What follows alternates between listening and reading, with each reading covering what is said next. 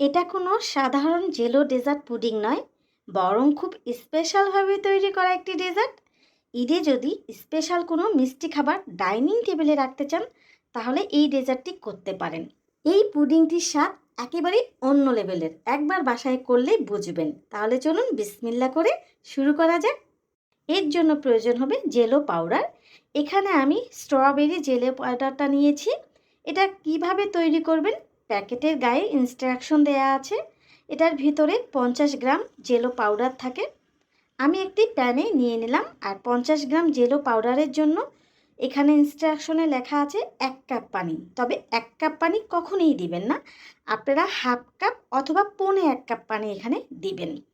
আমি পৌনে 1 কাপ পানি দিয়ে দিলাম। এবার খুব ভালোভাবে আমি নেড়েচেড়ে মিক্স করে নিব।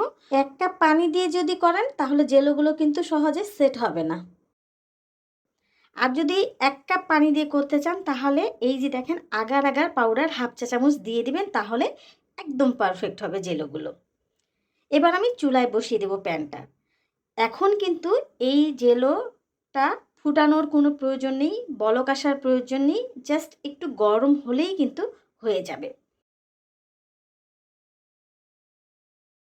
এই যে দেখেন, দেখতেই পাচ্ছেন সুন্দরভাবে গরম করে নিয়েছি শুধু।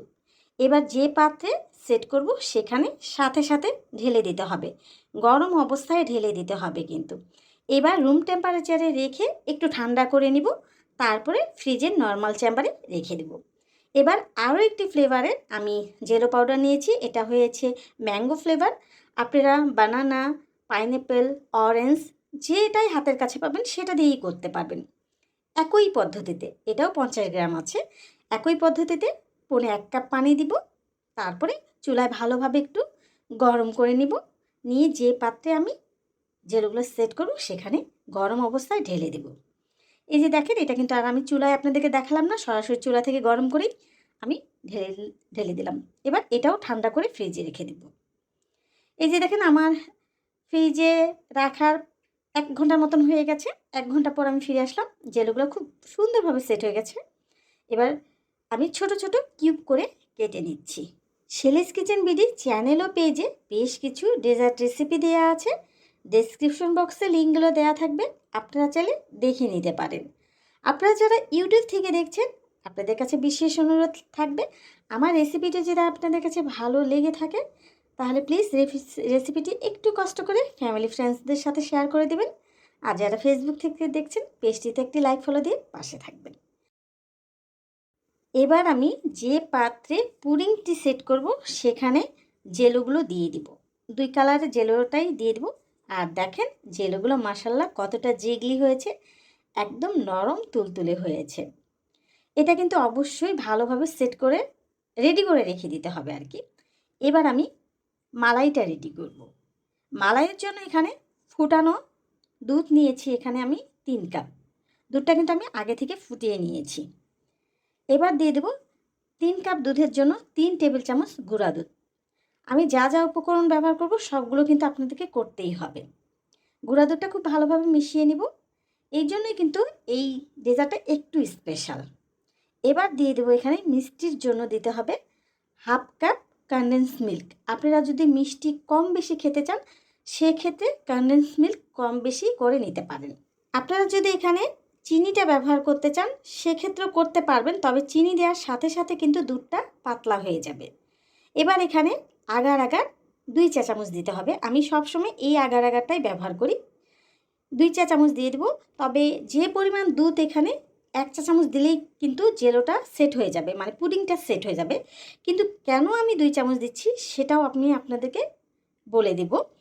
প্রথমে 1 চামচ দিয়ে ভালোভাবে মিশিয়ে নিলাম, আবার 1 চামচ দিয়ে আমি ভালোভাবে মিশিয়ে নিলাম। এবার আমি এটা ওই জেলো যেভাবে মানে গরম করেছি এই দুধটাও শুধুমাত্র গরম করতে হবে, কারণ দুধটা কিন্তু আমি আগে থেকে ফুটিয়ে নিয়েছি, এই জন্য গরম করলেই হয়ে যাবে। গরম করে নেওয়ার পরে এই দুধটা কিন্তু একটু ঠান্ডা করে নিতে হবে, কারণ আমি কিন্তু এই দুধটা এবার ব্লেন্ডার জারে নিয়ে নেব, এই জন্য একটু ঠান্ডা করে নেওয়া প্রয়োজন। তবে খেয়াল রাখবেন পুরোপুরি ঠান্ডা কিন্তু করা যাবে না, পুরোপুরি ঠান্ডা করলে কিন্তু জেলোটা ওই প্যানের ভেতরেই সেট হয়ে যাবে। আমি ব্লেন্ডার জারে নিয়ে নিলাম। এবার এখানে একটা স্পেশাল উপকরণ অ্যাড করব, ডানো ক্রিম। এই ডানো ক্রিমটার জন্য এই জেলো ডেজার্ট পুডিংটার স্বাদ একদম অন্য লেভেলে চলে যায়। সাধারণত যে আমরা জেলো ডেজার্ট পুডিংগুলো করি সেখানে কিন্তু কনডেন্স মিল্ক, গুঁড়া দুধ বা ডানো ক্রিম কোনোটাই ব্যবহার করা হয় না।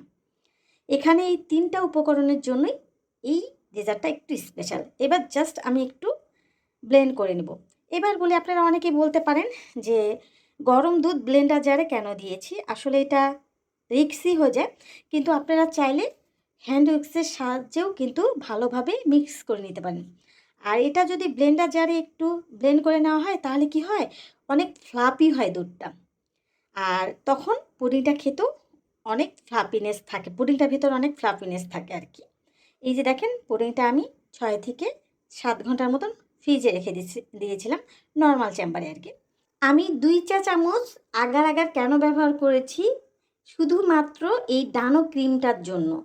ডানো ক্রিমটা যখন দুধের মধ্যে দিয়ে দেবো তখন কিন্তু দুধটা অনেক ঘন হয়ে গিয়েছিল, যার জন্য আগার আগার পাউডারটাও একটু বেশি পরিমাণে লেগেছিল।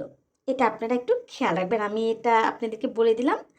এই যে দেখেন আমি আমার পছন্দ মতন স্লাইস করে নিয়েছি, আপনারা আপনাদের পছন্দ মতন স্লাইস করে নেবেন।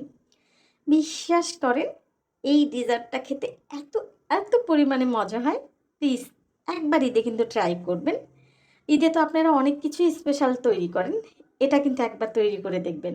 আর খেতে কেমন হয়েছে অবশ্যই আমাকে জানাতে কিন্তু ভুলবেন না।